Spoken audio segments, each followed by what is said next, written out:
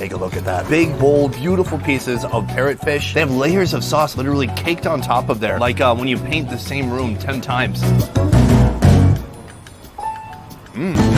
Meaty, still juicy. It's almost like splitting the fish in half this way makes it the fish into a vessel that keeps the juices inside. A tinge of garlic flavor, but that tomato they put on there is semi-sweet. Take a look at this sauce. That is completely full of chilies and other flavoring agents. I took a tiny sip earlier and almost burned my face off. So I'm gonna put a lot on here right now. Let's go for it.